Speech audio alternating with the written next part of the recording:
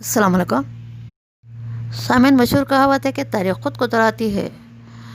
لیکن یہ مدت اتنی مختصر ہوگی دنیا کو اس کی امید ہرگز تھی۔ قیصر روم اٹلی بھی کہا جاتا ہے۔ جسٹن اول نے 537 یعنی 537 آیا صوفیہ کلیسا کی تعمیر کے بعد حضرت سلیمان علیہ السلام پر طنز کرتے ہوئے کہا تھا کہ سلیمان میں تم پر سبقت لے گا، جو دراصل بیت المقدس کی تعمیر پر تکبرانہ اور گستاخانہ جملہ تھا۔ آیا صوفیہ کلیسا سلطان محمد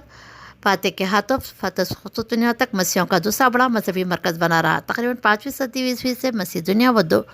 بڑی سلطنتوں میں تقسیم ہو چکی تھی۔ ایک سلطنت مشرق میں تھی جس کا پایہ تخت قسطنطنیہ تھا، جس میں بلخان، یونان، ایشیا کوچک، شام، مصر اور حبشہ وغیرہ کے علاقے شامل تھے۔ وہاں کا سب سے بڑا مذہبی پیشوا بطریق کہلاتا تھا، اور دوسری بڑی سلطنت مغرب میں تھی جس کا مرکز روم اٹلی تھا۔ یورپ کا بیشتر علاقہ اس کے زیر نگہ تھا۔ یہاں کا مذہبی پیشوا پوپ یا پاپائے اعظم کہلاتا تھا۔ ان دونوں سلطنتوں میں ہمیشہ سیاسی اختلافات کے علاوہ مذہبی اور فرقہ وارانہ اختلافات بھی رہے تھے۔ سامعین، مغربی سلطنت کا مرکز روم تھا، وہ رومن کیتھولک کلیسا فرقہ کے نام سے موسوم تھا، جبکہ مشرقی سلطنت کو آرتھوڈوکس کلیسا کے نام سے جانا جاتا تھا۔ آیا صوفیہ کا چرچ آرتھوڈوکس کلیسا کا عالمی مرکز تھا۔ فتح قسطنطنیہ کے بعد وہاں مسلمان کی نماز کے لیے کوئی مستقل جگہ نہ ہونے کی صورت میں سلطان محمد فاتح نے آرتھوڈوکس کلیسا کے تاریخی مذہبی مرکز کو اپنے ذاتی مال سے خرید کر مسلمانوں کے لیے مسالے کے لیے وقف کر دیا۔ بتایا جاتا ہے کہ قید وفرات کا دستاویز آج بھی ترکی کی دارالعلوم انقرہ میں موجود ہے۔ آیا صوفیہ کی عمارت فتح قسطنطنیہ کے بعد سے 481 سال تک مسجد اور مسلمانوں کی عبادت گاہ ہی رہی، لیکن سلطنت عثمانیہ کے خاتمے کے بعد مصطفیٰ کمال تاترک نے مسجد میں نماز بند کرا کر اسے عجائب گھر یا میوزیم بنا دیا، جو جولائی 2020 میں سے دوبارہ 1935 سے قبل والی حیثیت دے دی گئی، اور تقریباً 84 سال بعد 26 جولائی کو مسجد کی بحالی کے بعد پہلی بار جماعت نماز جمعہ ادا کی گئی۔ توقع کے خلاف جب ترکی کے صدر رجب طیب اردوغان کی زیر قیادت ترکی کی حکومت نے آیا صوفیہ کو دوبارہ بطور مسجد بحال کیا تو مغربی دنیا کے سینے پر سانپ لڑنے لگے، بالخصوص عیسائی دنیا کی جانب سے سخت غم و غصے کا اظہار کیا جانے لگا، لیکن ترکی کی ثابت قدمی میں تزلزل نہیں آیا۔ ترکی کی اسلام پسندانہ کارروائی کے خلاف فرانس نے اپنے ملک میں موجودہ اسلامی اداروں کو بند کرنے کا فرمان جاری کیا۔ فرانس نے سوچا تھا کہ شاید اسے ترکی اپنے عمل سے باز آئے، لیکن ترکی کے صدر فرانس کے اٹھائے ہوئے قدم کا فوری جواب دیتے ہوئے ترکی بھی چل رہے تمام فرانسیسی اسکول بند کرنے کا حکم صادر کر دیا، جس کے بعد مجبوراً فرانسیسی نے اپنے اسلامی اداروں کے بند کرنے کا فرمان فوراً واپس لے لیا۔ بدلے میں ترکی نے بھی فرانسیسی اداروں کو مکمل کرنے کا اپنا حکم نامہ منسوخ قرار دے دیا۔ آیا صوفیہ کے بارے میں صلیبیوں کو جانب سے جھوٹ پھیلا کر ترکی کو بے وجہ بدنام کرنے کی ناکام کوشش کی، جبکہ حقیقت میں آیا صوفیہ سے صلیبیوں کا رشتہ اس وقت ختم ہو گیا تھا جب 1453 میں انہوں نے کلیسا کو سلطان محمد فاتح کے ہاتھوں فروخت کر دیا تھا، جو عیسائی رہنماؤں کے نزدیک نہ کل معیوب تھا نہ ہی آج۔ چنانچہ گزشتہ چند برسوں کا اگر جائزہ لیا جائے تو پتہ چلتا ہے کہ چرچ یا گرجا گھر کی خرید و فروخت عیسائیت میں کوئی معیوب بات نہیں تھی۔ ابھی حال ہی میں جرمنی میں دعوت اسلامی نے ایک چرچ کو خرید کر مسجد میں تبدیل کیا، جبکہ اسلامی مساجد کے تعلق سے ایسا ممکن نہیں۔ اسلامی مساجد کی خرید و فروخت ہر حال میں ناجائز ہے۔ سامعین، عمل کے رد عمل کو ہی تاریخ کے دوہرے جانے کا سے تعبیر کیا جاتا ہے۔ جب سے ترکی سے آیا صوفیہ مسجد کی بحالی کے خیبر امن پر آئی ہے، ہندوستان میں بابری مسجد اور رام مندر کے تعلق سے بھی متضاد رائے قائم کی جا رہی ہے، جس میں ایک رائے یہ ہے کہ رام مندر کی تعمیر بھی تاریخ کے دوہرے جانے سے تعبیر کیا جاتا ہے، جب یعنی آیا صوفیہ کی طرح رام مندر کی بھی گھر واپسی ہوئی، لیکن حقائق بتاتے ہیں کہ رام مندر کی تعمیر سے تاریخ دہرائی نہیں بلکہ رقم کی جا رہی ہے، اس کا دہرایا جانا ابھی باقی ہے۔ اب رہا سوال یہ کب اور کیسے ممکن ہو سکتا ہے، تو اس کے لیے تھوڑی سی دماغی ورزش کے ساتھ ہی اسلام اور سناتن دھرم کے بارے میں معلومات حاصل کرنا ہوگا۔ ہندوستان کی تاریخ اتنی قدیم ہے جتنا کہ اس کائنات پر انسانی تاریخ پرانی ہے۔ ایک روایت کے مطابق دنیا کے پہلے دو انسان آدم حوا میں سے ایک حضرت آدم علیہ السلام کو سری لنکا میں اتارا گیا۔ نیز دوسری روایت کے مطابق آدم علیہ السلام کے بیٹے اور اللہ کے نبی حضرت عیسیٰ صلی اللہ علیہ وسلم کی قبر مبارک ہندوستان کے اسی شہر ایودھیا میں واقع ہے، جہاں ہندو عقائد کے مطابق سری رام چندر جی نے جنم لیا۔ اب تاریخ کے باہرین سے ہمارا یہ سوال کہ سری رام چندر جی سے پہلے دنیا میں آئے حضرت عیسیٰ صلی اللہ علیہ وسلم کی تاریخ اگر موجود ہے تو سری رام چندر جی کی جائے پیدائش کا ذکر تاریخ کی پرانی کتابوں میں کیوں نہیں ملتا؟ ہندوستان کی عدلیہ نے بھی اس بات کو تسلیم کیا کہ رام کی جگہ پیدائش کے تعلق سے کوئی ٹھوس شواہد نہیں پائے گئے۔ سامعین، نیز بابری مسجد کی جگہ پر پہلے سے کسی مندر کا کوئی ثبوت بھی نہیں ہے۔ پہلے ہی فیصلہ آستہ کی بنیاد پر مندر کے حق میں آیا ہو، شواہد و حقائق کو درکنار کر کے آیا ہو، لیکن اگر اس جگہ پر پہلے سے کوئی مندر نہیں تھا جس کو عدالت پہلے ہی مان چکی ہے تو اس کو تاریخ کا دہرایا جانا نہیں بلکہ تاریخ رقم کرنا ہی کہا جائے گا۔ سامعین، بابری مسجد کے تعلق سے تاریخ خود کو دہرائے گی یا نہیں، یہ مسئلہ پیچیدہ ضرور ہے لیکن ناقابل اعتبار ہرگز نہیں۔ حضرت شاہ ولی اللہ محدث دہلوی کی ایک پیشن گوئی ہے، اور جس بات کا مجھے یقین ہے وہ کہ اگر ہندوؤں کا ہندوستان پر تسلط محکم اور ہر پہلو کے اعتبار سے ہو تو بھی اللہ کی حکمت کی روح سے یہ واجب و ضروری ہے کہ ہندوؤں کے سرداروں اور لیڈروں کے دلوں میں الہام کرے کہ وہ دین اسلام کو اپنا مذہب بنا لے۔ اگر بقور جائزہ لیا جائے تو بروقت ہندوستان میں یہ بات روز روشن کی طرح آشکار ہے کہ ہندوستان فی الوقت مکمل ہنود کے قبضے و اختیار میں ہے۔ شاہ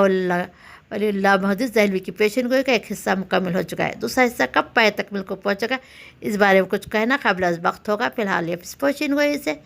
متعلق ایک اور اہم نقطے کی جانب ذہن مبذول کرانا چاہوں گی۔ شاہ ولی اللہ نے پیشن گوئی آخر کن بنیادوں پر کی ہے؟ تو زمن میں حضرت ابو ہریرہ رضی اللہ سے مروی ہے کہ نبی صلی اللہ علیہ وسلم نے سورہ محمد کی آخری آیت کی تلاوت کی، اگر تم منہ پھیرو تو تمہارے سوا اور لوگ بدل لے آئے گا اور تم جیسے نہ ہوں گے۔ تو وہاں موجود صحابہ نے پوچھا کہ یا رسول اللہ آخر یہ کون لوگ ہیں؟ تب حضور صلی اللہ علیہ وسلم نے حضرت سلمان فارسی رضی اللہ عنہ کے کندھے پر تھپکی دی اور فرمایا یہ اس کی قوم ہے، وہ اور قسم ہے اس خدا کہ جس کے قبضے میں میری جان ہے، اگر ایمان سوریا پر چلا جائے گا تو فارس کے لوگ وہاں تک اسے ڈھونڈتے ہوئے پہنچ جائیں گے۔ اس طرح سورہ مائدہ کی آیت نمبر 54 میں ترجمہ، اے ایمان والو تم میں سے جو کوئی اپنے دین سے پھرے گا تو عنقریب اللہ ایسے لوگ لائے گا کہ وہ اللہ کے پیارے اور اللہ ان کا پیارا، مسلمان پر نرم اور کافر پر سخت، اللہ کی راہ میں لڑیں گے اور کسی ملامت کرنے والے کی ملامت کا اندیشہ نہ کریں گے۔ یہ اللہ کا فضل ہے، جسے چاہے دے، اللہ وسعت والا، علم والا ہے۔ سامعین، جب یہ آیت نازل ہوئی تو حضرت عمر نے پوچھا کہ یا رسول اللہ کیا میں اور میری قوم مراد ہے؟ تو اللہ کے رسول نے ابو موسیٰ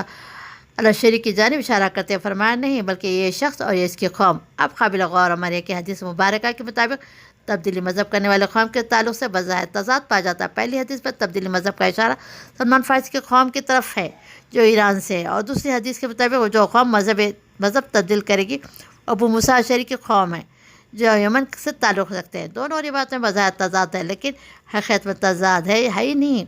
تاریخ کا ادنا سا طالب علم بھی یہ بات جانتا ہے کہ شمالی ہندوستان کے قدیم باشندے آریہ یعنی فارس سے آ کر آباد ہوئے ہیں۔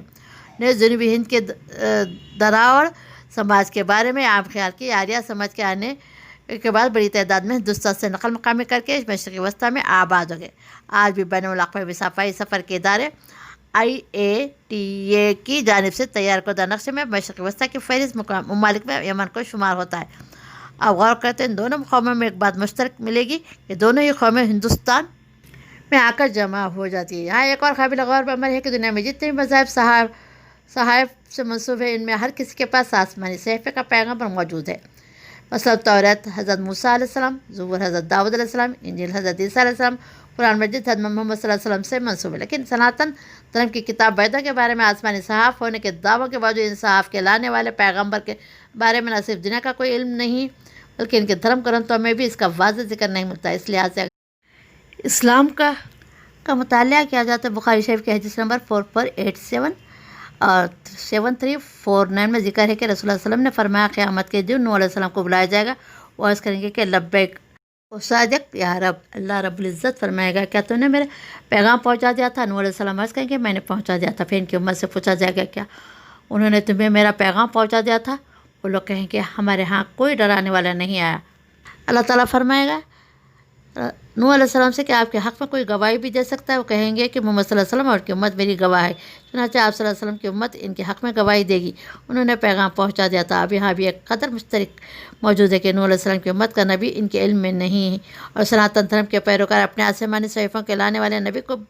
بتا پانے سے خاص ہے۔ اتنی مشابہت کیا ہے بتانے کے لیے کافی نہیں کہ بہت ممکن ہے کہ نوح علیہ السلام پر نازل کیے گئے صحیفے جن کی معلومات ہم مسلمان کو بھی نہیں وہ وید ہو، سناتن دھرم کے نہ مل رہے ہوں، پیغمبر حضرت نوح علیہ السلام ہی ہوں، اور قرآن میں یہود علیہ السلام کے ساتھ جس تیس بڑی قوم سائمین کا ذکر متعدد بار آیا ہے جس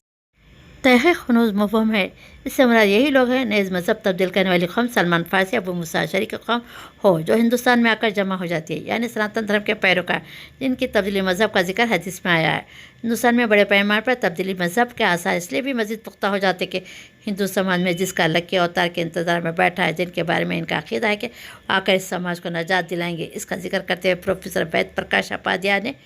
لکھتے ہیں کہ سناتن دھرم کے لوگ جس کا اللہ کے اوتار انتظار کریں وہ در حقیقت آ چکے ہیں، اور وہ کوئی اور نہیں بلکہ پیغمبر اسلام حضرت محمد صلی اللہ علیہ وسلم ہیں، اور پورے ہندو سماج کو یہ بات تسلیم کر لینا چاہیے کہ ویدوں میں جس نجات دہندہ کی پیشن گویاں کی گئی ہیں، ان کی مکمل علامت ہے پیغمبر محمد صلی اللہ علیہ وسلم میں پائی جاتی ہے۔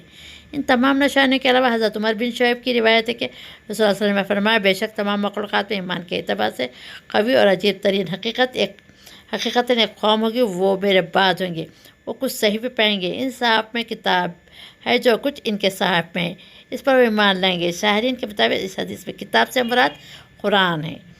یعنی ان کو انصاف میں قرآن نظر آئے گا۔ اس حدیث سے یہ سمجھا جا سکتا ہے کہ ایک ایسی قوم جو اپنی پرانی مذہبی کتابوں سے اسلام کی روشنی پانے کے بعد اسلام قبول کرے گی، لہٰذا 5 اگست 2020 میں ایودھیا میں ممکن رام مندر کے سنگ بنیاد بھومی پوجن سے مسلمان ہند کو دل بداشا ہونے کی قطعاً ضرورت نہیں، بلکہ ضرورت اس بات کی کہ ہم کیا کریں مستقبل میں اگر ہندوستان میں تبدیلی مذہب ہو تو ہمیں شرمندہ نہ ہونا پڑے۔ سامعین، فی الحال ہندوستان میں حکومتی سطح پر سنسکرت کی ترقی پر جس قدر زور دیا جا رہا ہے، اس سے اندازہ لگایا جا سکتا ہے کہ مستقبل معاہدوں پر مزید تحقیقات منظر پڑ سکتی ہے۔ نیز گزشتہ چند برسوں میں ملک میں اسلاموفوبیا کی جس تیزی سے پھیل رہا ہے، اس سے بھی مزید تقویت ملتی ہے کہ آنے والے ایام میں اسلام کے متعلق عوام میں تجسس پیدا ہونا فطری عمل ہوگا، کیونکہ امریکی ورلڈ ٹریڈ سینٹر پر دہشت گردانہ حملے کے بعد جس تیزی سے اسلاموفوبیا میں اضافہ ہے، اس سے کہیں زیادہ سرعت رفتاری کے ساتھ اسلام اور قرآن پر تحقیقات نے جنم لے لیا، اور تاحال امریکہ اور یورپ میں لوگ اسلامی تعلیمات سے متاثر ہو کر حلقے بگوش اسلام ہو رہے ہیں۔ سامعین، اگر مستقبل میں متوقع تبدیلی مذہب ہوتا ہے تو مسلمان ہند کا اس میں کیا رول ہونا چاہیے تاکہ انہیں تبدیلی مذہب کرنے والے قوم کے سامنے ندامت کا سامنا نہ کرنا پڑے، جس کے لیے مسلمان کی تعلیمی، اخلاقی، سیاسی، مذہبی اور اقتصادی محاذ پر نمایاں کارکردگی کا مظاہرہ کرنا ہوگا۔ مسلکی اختلافات کے باوجود ایک متحد قوم کے طور پر خود کو پیش کیا جائے، غیر ضروری امور پر فتویٰ بازی سے توبہ کی جائے، مختلف مسالک کے درمیان باہمی مواقعات اور ملاقات قرب سے تعبیر کرنے پر قطعاً لگائی جائے۔ ہر عمل کے عوض میں ایک دوسرے مسلک والے کو کافر و مشرک کہنے کی عادت ترک کرنا ہی ملی اور قومی مفاد میں ہوگا۔ بڑی بڑی باتیں کرنے میں تو مہارت نامہ حاصل ہے، لیکن زمینی سطح پر کام کرنے سے کوسوں دور ہے۔ ہر مسئلے کا حل منٹوں اور سیکنڈوں میں چاہ کر لانگ ٹائم عمل کرتے ہوئے قانون کا سہارا لے کر مسائل کا حل تلاش کرے۔ انشاءاللہ وہ دن دور نہیں جب بابری مسجد کو مسمار کرنے والی قوم ہی اس کی تعمیر نو میں ہم سے زیادہ فعال اور سرگرم کردار ادا کرے گی۔ حقیقت میں ایودھیا کی تاریخ دہرائی جائے گی انشاءاللہ تعالی۔